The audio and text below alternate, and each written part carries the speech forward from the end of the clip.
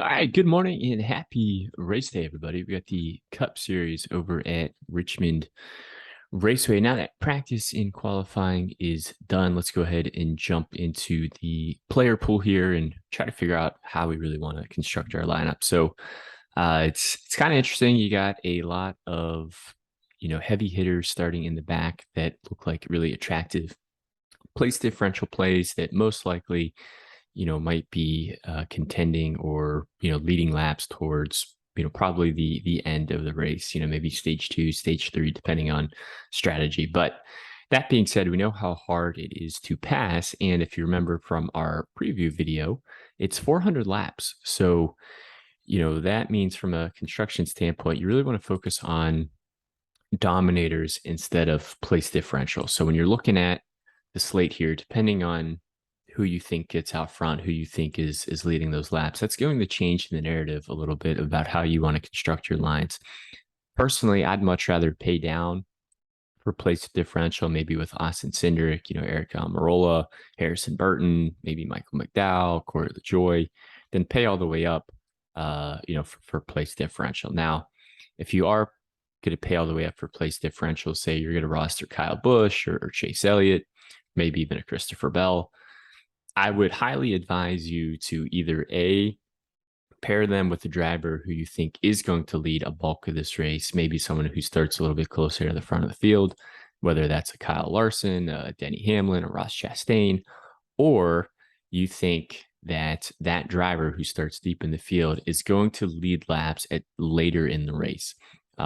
Otherwise, if they start 29th and only finish, 14th or 10th or something, you're really going to sacrifice a lot of laps.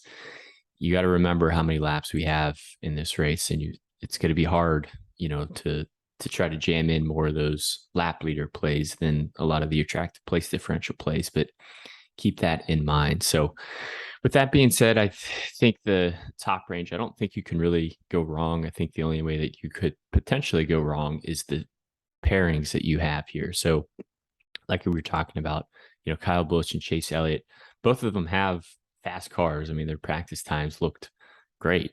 Their qualifying times, however, were not so good. So if you are going to play Busch or Elliott, just make sure you're pairing them with someone who starts closer to the front of the field, who you feel confident can lead laps.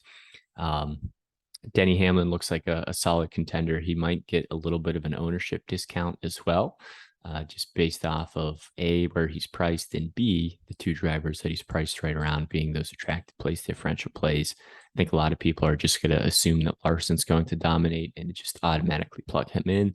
So a good way to potentially get different is maybe rostering Hamlin or Ross Chastain as your early lap leader.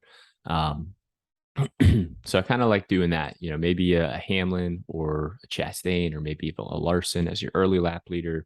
And then I really like pairing them with Truex. Truex is the favorite to win this race. He can get his way in on points, but he's basically in a must-win situation. So, maybe an early lap leader, maybe Truex is someone who you feel confident can lead at really any point in this race, and then maybe trying to pair some place differential plays around them. So really high on all these guys, but it just kind of comes down to the combination that you can fit. You probably want to roster maybe 2, maybe 3, depending on how low on the slate you want to go. Once you get to the 9K range, it's going to be a little bit more GPP, a little bit more, just kind of a different route to get different from a bulk of the lineups that we're probably going to see today. Blaney starts 10th. Basically in the same boat as Truex. I just feel a lot more confident that Truex will be able to get out front and lead laps than I do with Blaney. Truex's track history here is much better than Blaney's. Now, Bell was someone who I was a little surprised qualified this deep. He's been really good, really all year. And Richmond has historically been a great track for him. Now, his practice times are slightly concerning. So I might not be as high on him as I was coming into the weekend, but I still think he's a great DFS play. And I think he gives you a nice discount off of potentially rostering Elliott and or Busch. Logano and Harvick look like similar plays, more kind of GPP options. Both of them should be able to get up into the top 10 by the end of this. Logano just offers you a little bit more place differential than Harvick does. Reddick's going to be kind of in that same boat. My only fear with Reddick is he didn't run a ton of laps in practice. I don't even think he ran more than 10 laps, which kind of suggests that, hey, he doesn't really like his car. Now, the laps that he did run were extremely fast, but then he came back off for qualifying and qualified towards the rear. So just kind of a mixed bag of, of kind of data there. Byron and Bowman are going to be two kind of aggressive GPP options. They start close to the front of the field, but probably not close enough to get out front and take the lead. I have a hard time imagining them getting around, Larson, Chastain, and Hamlin, but it is possible. And I think both of them might be lower owned options, but they do have track position. Suarez looks like kind of a driver that maybe a lot of players might default to. It might be kind of their sixth option that they're plugging in, depending on their lineup construction. So he was top 10 in short run speed, and then his times really fell off. So maybe he just kind of got stuck behind a slow car or something. But he does start 24th, so he does give you some place differential upside. But again, it's just, you want to focus more on getting those lap leaders in versus just jamming in place differential plays. I know it's going to be difficult to do, but as these laps click off, if you don't have that lap leader, you're going to be sacrificing a ton of points. If you can remember, we got 100 points for laps led and 180 points for fast laps. In this next range, Bubba Wallace, Eric Jones, I'm going to bump Chase Briscoe up to medium. I like him as potentially a GPP option, but Wallace has been running well. His practice times weren't great. I wish he started a little bit deeper, but he just missed out on the second round of qualifying, which is promising. Eric Jones did make the second round. I just think he's probably going to be limited with how close he starts. Now, Chase Briscoe did win at Phoenix earlier this year. Phoenix is a similar track type to Richmond, but that was a long time ago. I mean, that was months and months ago. And Briscoe will be the first to admit that he struggles at this track. His practice times would reflect that. But the guys that he's priced around, his 2022 short flat track data, is his driver rating is much better than those around him. So I still like him as potentially a GPP option. Cool to see Gibbs back in the car. Hope Kurt Busch can be able to get healthy and get back in there soon. But great for Gibbs from a experience standpoint.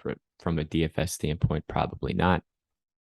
Cindric's going to be a popular place differential play. I'd much rather pay down for place differential than pay up for place differential. He had great practice times, and he really saves you a lot of salary and allows you to potentially fit in another lap leader versus taking a PD play at the top. Again, if you are taking a PD play at the top, you either think that A, it's going to be a single dominator. Hey, Larson's just going to go out there. He's going to lead all of stage one. And then at some point in the race, I could see, Busch and or Elliott taking over. But if you don't think that happens, coming down and rostering Cindric and or Almirola frees up some salary to jam in another potential lap leader in your line. Not going to get to Dillon or Keselowski. Both of them run historically well at this track type. They just start a little bit too close to the front of the field for me to feel comfortable. Almirola's basically in the same boat as Cindric.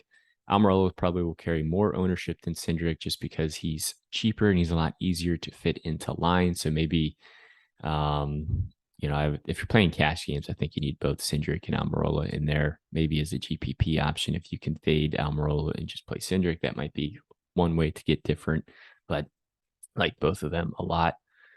Buescher and Stenhouse, probably going to be a no for me. Stenhouse doesn't really run too well here, and Buescher should finish kind of around where he practiced. Now, I think McDowell's going to get a lot of ownership. My only fear with McDowell is this team has really struggled on the short flat tracks this year.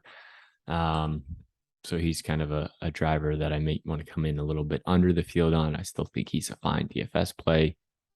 Don't really see myself getting to Haley. He kind of starts. I just see him finishing in the 20s. Now, Harrison Burton's going to be my favorite punt play option. He did run more than 30 plus laps in practice. The team knows what he has. He's pretty good, relatively speaking, at the short flat tracks. His practice times were decent too. So probably going to be a popular punt play today, but I have a hard time going to really anyone else down here except for maybe Corey LaJoie, just because of his salary, kind of where he starts, and what he allows you to do with fitting in those lap leaders. So it really comes down to just how many lap leaders you can really fit into your line, how many laps you think those lap leaders are going to lead, and then trying to figure out the right place differential plays to pair with them.